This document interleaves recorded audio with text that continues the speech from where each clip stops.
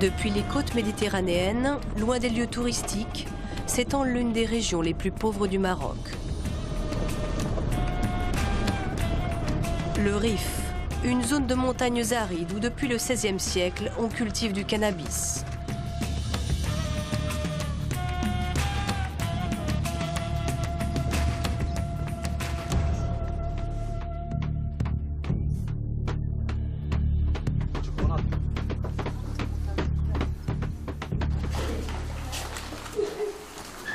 Aziz cultive des céréales mais aussi du cannabis, comme tous les paysans de la région.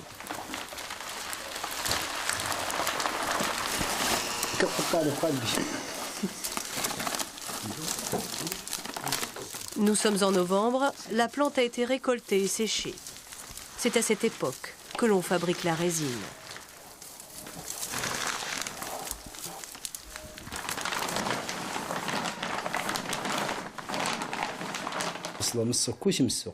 Notre terre est très pauvre.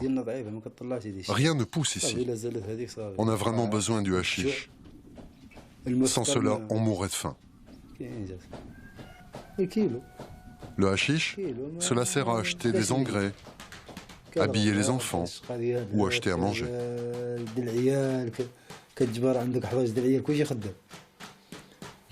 C'est pour ça que toute la famille cultive cette plante.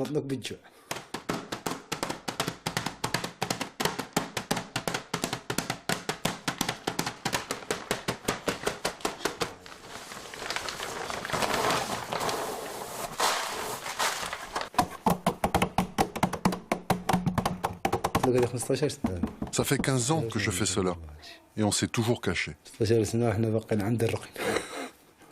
Cela fait 15 ans que tu en cultives, et les gendarmes ferment les yeux? C'est ça, oui. Ils ouvrent un œil et ils ferment l'autre. Ils savent bien que la terre est pauvre.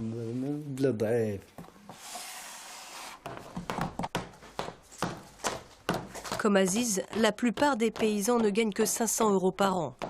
Et la moitié de leurs revenus dépendent du cannabis.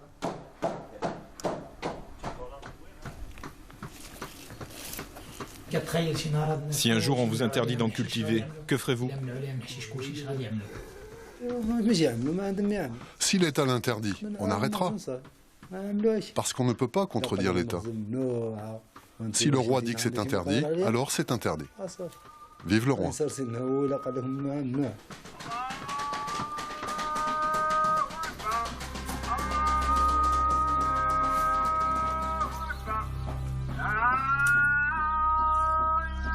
Officiellement interdite, officieusement tolérée par les autorités. Le cannabis est cultivé au grand jour, dans toutes ces vallées qui, une fois moissonnées, ne laissent rien paraître. Le cannabis résonnait comme un mot tabou jusqu'en 2003, jusqu'à ce que le Maroc accepte de collaborer avec l'Office des Nations Unies contre la drogue et le crime pour combattre la culture du cannabis. L'ONU-DC a ouvert un bureau à Rabat. Xavier Bon vient d'achever la première enquête sur le cannabis dans le Rif. Une radiographie des cultures à travers des images satellites. Une enquête sur le terrain auprès des cultivateurs de hashish. Bilan, 134 000 hectares de cannabis cultivés, l'équivalent d'un département français. Nous sommes allés sur le terrain à cet endroit-là, et ce qu'on voit dans la réalité, c'est ça. Donc les mêmes parcelles, cette parcelle-là, ici, qui correspond sur l'image satellite à exactement ça. On va aller sur une autre image, voilà, sur cette vallée-là. Sur cette vallée-là, c'est la plus grande parcelle de cannabis qu'on puisse voir au monde, et ça fait 1500 hectares. Voilà. Donc c'est quand même assez impressionnant quand on est devant ça, de voir que toute la vallée est couverte de cannabis. Au cours des 15-20 dernières années, il y a vraiment eu un élargissement de ces zones traditionnelles, parce que le marché s'est développé en Europe, parce que les prix sont devenus plus attrayants, parce que la démographie de cette région a augmenté et la pression sur la terre est devenue telle que la seule culture rentable aujourd'hui pour ces gens, c'est la culture du cannabis. Aucune autre culture aujourd'hui ne peut rentrer en compétition avec la culture du cannabis, avec les prix tels qu'ils sont aujourd'hui pratiqués. Aujourd'hui, le Maroc produit 47 000 tonnes de cannabis brut. C'est le plus gros producteur de résine du monde, avec 3 000 tonnes par an. Un cultivateur de cannabis peut être arrêté pour cultiver du cannabis. Si vous faites du cannabis à la sortie de Rabat ou à la sortie de Casablanca, c'est évident que vous irez en prison. Maintenant, dans le Rif, on ne peut pas penser mettre en prison 800 000 personnes qui vivent du cannabis dans le nord du Maroc. Le cannabis rapporte 200 millions de dollars aux paysans marocains, contre 12 milliards de dollars aux trafiquants, soit 50 fois plus. Le trafic, lui, prospère et des familles de producteurs se lancent souvent dans les affaires. Prendre rendez-vous avec l'une d'entre elles est d'une facilité presque déconcertante lorsqu'on se présente comme client. Ça c'est vraiment un stock, ça c'est bien, c'est intéressant. هادشي شويه وقال لك فيه هو حنا هادشي جانا بحال هادشي غير شويه دي ça c'est très peu normalement. ما كدوزنش حنا جانا هادشي. Un guide complice et une caméra cachée nous dévoilent les secrets du trafic. Cette famille produit 1 tonne de hashish par an et tout est bon pour vendre. Nous avons droit à une visite guidée du stock. Dès l'instant où l'on se présente comme acheteur, les cultivateurs trafiquants n'hésitent pas à vanter fièrement la qualité de leurs marchandises.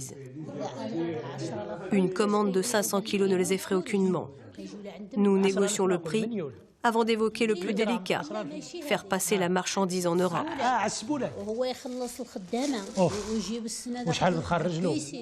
Ça coûte 800 € le kilo. Oui. Donc, 800 € multiplié par 300 kilos. Il a un copain qui a un bateau, il nous la charge, il nous l'amène au milieu de la mer. Il tient ce bateau, lui. Ouais. Et combien il nous loue ce bateau, un bateau de pêcheur? Mais là, si par exemple, je prends un bateau, je loue un bateau avec vous, combien ça va me coûter tout ça? 30 000 €. 7 millions. 30 000 €. 30 000 €? Pour la marine, pour les soldats, ouais, quoi. Pour les civils qui restent avec visite le bateau. Mais c'est pas les militaires, l'Askar c'est l'Askar qui a un nom. Ah oui, les soldats, ce sont les soldats qui les aident à charger dans le bateau, il faut les payer. Tu vas jeter la place, Il suffirait donc d'acheter la marine et les soldats postés tout le long de la côte du Rif pour faire passer des cargaisons de cannabis de l'autre côté du détroit. Sur le littoral du Rif, les maisons des chefs de réseau sont ancrées sur la plage, base stratégique pour le départ des cargaisons. Ici, tout le monde vit du trafic de hashish, y compris les soldats des garnisons, qui s'avèrent corruptibles. C'est à la nuit tombée que les tractations se font. Là encore, il suffit d'annoncer qu'on veut faire passer un Zodiac rempli de résine de cannabis. Notre guide n'a pas de mal à entamer les négociations avec un militaire. Je te jure que c'est lui.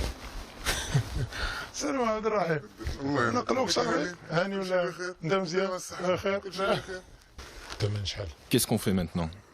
Quel est ton prix? Je te le fais à 60 000 dirhams. 60 000 dirhams? 6 000 €? 6 000 €, je fais vraiment un effort. 6 000 €, c'est vraiment beaucoup.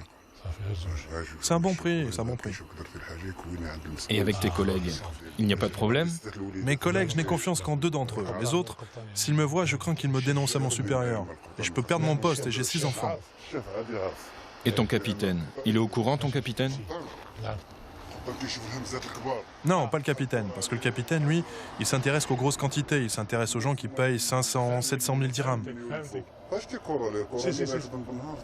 Bon alors, quand la drogue arrive sur la plage, vous la mettez dans les petits bateaux qui vont décharger dans un Zodiac. Et votre équipe sera à bord du Zodiac. Et après, ce sera bon. Ok, d'accord. Tout est garanti sauf l'essentiel, l'arrivée de la marchandise en Europe. S'il s'avère très facile de faire partir une cargaison des côtes marocaines, il est beaucoup plus difficile de la faire arriver sur les côtes espagnoles. Les plus gros réseaux de trafiquants utilisent des intermédiaires comme Ahmed pour assurer le transport de la résine jusqu'à destination. On transporte la drogue de l'autre côté du détroit, en Espagne. Là-bas, des gardes civils ont été achetés. Dans ce cas, il n'y a pas de problème. La marchandise arrive de manière certaine. Mais ceux qui ont des petits Zodiacs, qui ne peuvent charger que 200 à 300 kilos et qui n'achètent pas la route, eux, ils jouent avec le destin.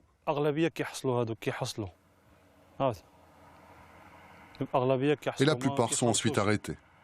Mais si tu payes, en revanche, tu n'es jamais arrêté.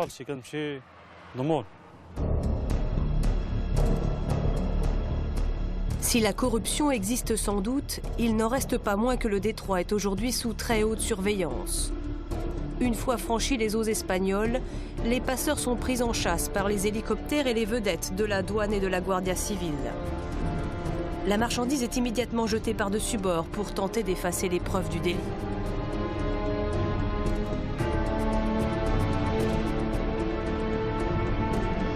Leurs Zodiacs sont désormais détectés à près de 10 km de distance par des radars, des caméras vidéo et infrarouges qui scrutent le détroit de Gibraltar 24 heures sur 24. Un système de surveillance extérieure baptisé CIV. Un blindage presque invincible, sauf lorsque le mauvais temps rend les caméras aveugles. La plupart du temps, les trafiquants finissent par être arrêtés au bout de leur course par les douaniers ou les gardes civils espagnols.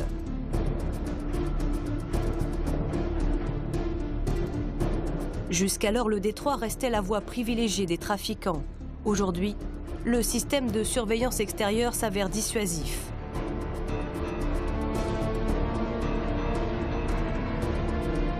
« 24 heures sur 24 », les gardes civils patrouillent tout le long de la côte du détroit, prêts à accueillir les trafiquants les plus tenaces à la moindre alerte lancée par le système de surveillance.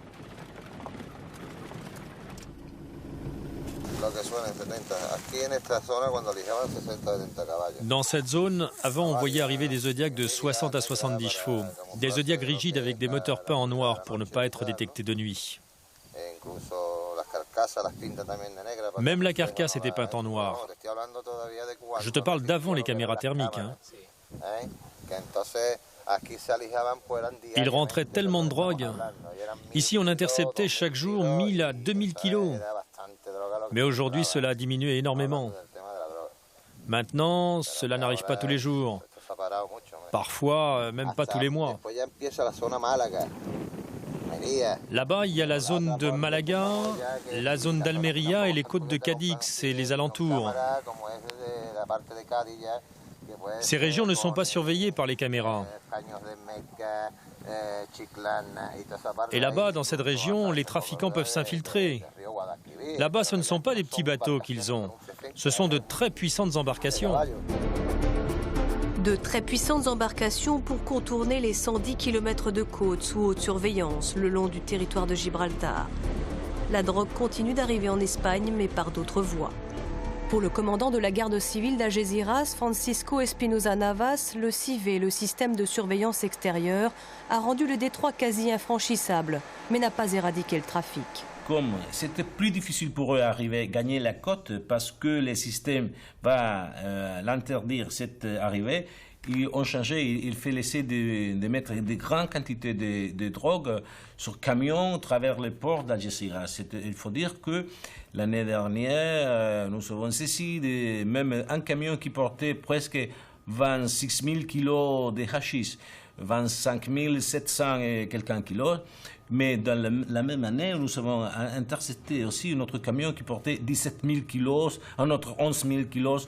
Il faut dire que nous avons augmenté la quantité de drogue, ceci, mais la quantité d'arrivée sur plage, il a diminué.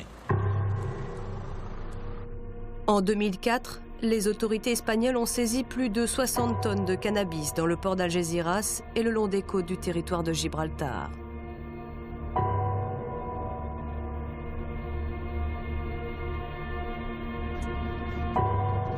La plupart des camions et voitures saisis à Algeciras viennent de Tanger, à une vingtaine de kilomètres des côtes espagnoles, à une centaine de kilomètres des zones de production de cannabis. Tanger est l'un des plus importants ports d'exportation du Maroc. Chaque jour, entre 100 et 300 camions transitent par ici avant de franchir le détroit. Pour les trafiquants, c'est autant d'occasions de passer leur cargaison. Pour le directeur adjoint de la douane du port, Nougdin Labiad, impossible de passer tous les véhicules au crible. Les contrôles sont donc très ciblés. Il y a des camions qu'on vérifie minutieusement. Ce sont des camions qui présentent des doutes. C'est un transporteur qui se présente pour la première fois ici. C'est une marchandise qu'on n'a pas l'habitude de voir exportée par ce bureau. C'est un camion qui a fait un départ à partir d'Agadir. Normalement, la durée du trajet, c'est une journée ou une demi-journée, alors qu'il fait 3 jours. Donc ce sont des éléments qu'on retient, qu'on prend en considération pour la vérification.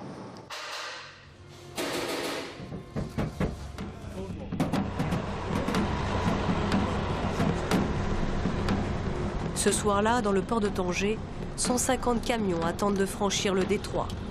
Faute de moyens, comme tous les jours, douaniers et policiers de la brigade des stupes ne peuvent en contrôler qu'une dizaine superficiellement et 5 de fond en comble. Ils peuvent passer 3 à 4 heures, voire une demi-journée à contrôler un camion. Tableau de bord, moteur, réservoir, pneus, plafond et plancher. Les trafiquants dissimulent la drogue n'importe où. Chaque recoin est passé au crible. Les chauffeurs profitent souvent des périodes d'affluence pour passer leur cargaison de hashish, lorsqu'ils savent la brigade des stupes débordée.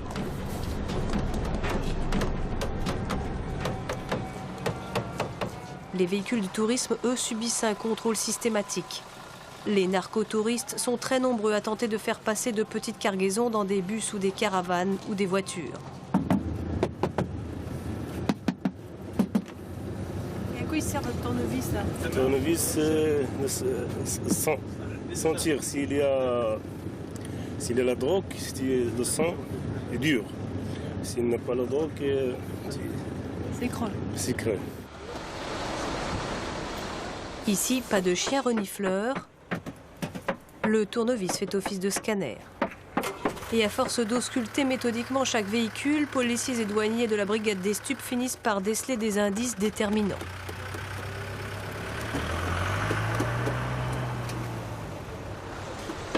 Soudain, les soupçons se tournent vers une voiture immatriculée en Allemagne et conduite par un chauffeur d'origine marocaine.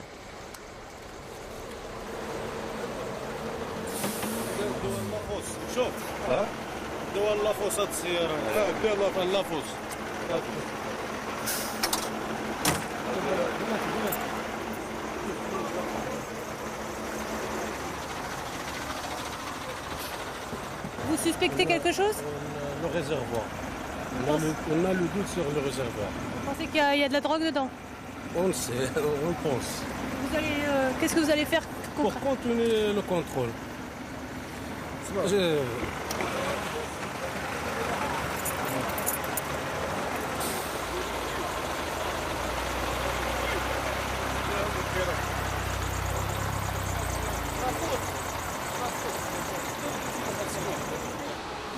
شوف جيبوا من الجافور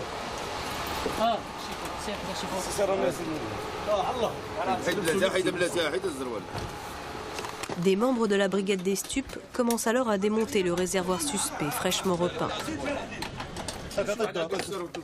Pendant que d'autres tentent de travailler au corps un conducteur très nerveux. Il y a quelque chose là-dedans? J'ai rien, mon ami. Vous pouvez fouiller. Vous pouvez fouiller. On va descendre le réservoir. Tu veux vraiment qu'on le descende? Descends, vas-y, descends tout. Ta voiture, elle a été préparée? Elle est comme elle était à l'origine. Allez, viens t'asseoir ici.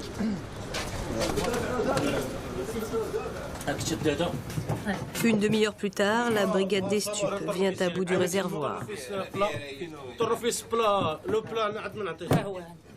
Un double réservoir rempli d'une quinzaine de kilos de résine de cannabis. Tu connais la personne à qui tu as laissé la voiture? Ouais. C'est quelqu'un que je connais. Tu as confiance en lui?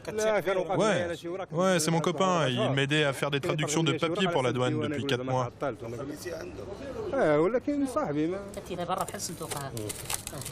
Voilà.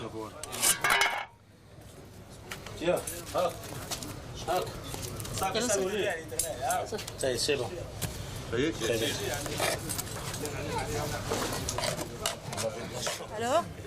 Alors c'est terminé.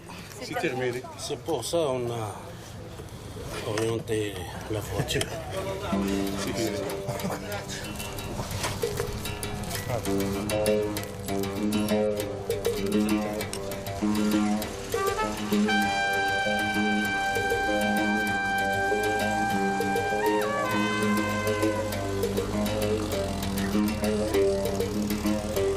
Cet homme finira sans doute dans la prison de Tanger, pendant 1 à 2 ans probablement. Ici, la plupart des détenus sont inculpés de trafic de drogue, et parmi eux, on compte près de 70 ressortissants français. De plus en plus, la Paduguin mène de gros réseaux de trafiquants et de nombreux narcotouristes à faire passer des cargaisons de cannabis en Europe. Un trafic qui vient intoxiquer en premier lieu la population du territoire de Gibraltar. À Algeciras, l'association Alternativas lutte contre le trafic de drogue et s'inquiète de son impact sur les jeunes de la région. Son président, Francisco Mena, milite pour la création d'un observatoire européen des drogues à Algeciras. L'argent produit par ce trafic de drogue fait qu'un adolescent de 14 ans peut être payé pour surveiller pendant toute une nuit avec une moto et un portable jusqu'à 2000 €. Celui qui vient chercher les paquets de drogue sur la plage et qui les transporte du bateau à la voiture ou le camion peut gagner 4000 € en une seule nuit. Celui qui transporte la drogue en voiture gagne 6000 €. Le chef de la mafia qui organise ce trafic peut gagner en une seule nuit entre 50 et 60 000 €. Quand quelqu'un fait partie de ce milieu corrompu, il peut difficilement changer de vie, car il gagne beaucoup d'argent et très facilement. Un grand cri d'alarme et bien peu d'écho. Aujourd'hui, la drogue continue de circuler entre Tanger, le littoral du Rif et l'Espagne. Les trafiquants s'avèrent toujours plus ingénieux. Ils contournent tous les obstacles pour acheminer leur cargaison en Espagne à bord de Zodiac, de camions et de ferries. L'ONU appelle à l'aide les bailleurs de fonds pour soutenir la reconversion économique du Rif. Mais le Maroc, lui, n'a toujours pas décidé d'une stratégie pour éradiquer la culture du cannabis. Le royaume se contente de limiter l'extension des cultures. Le Maroc reste aujourd'hui le plus gros exportateur de résine de cannabis au monde. Il faudra sans doute au moins 10 à 15 ans avant d'espérer voir disparaître ce trafic de drogue.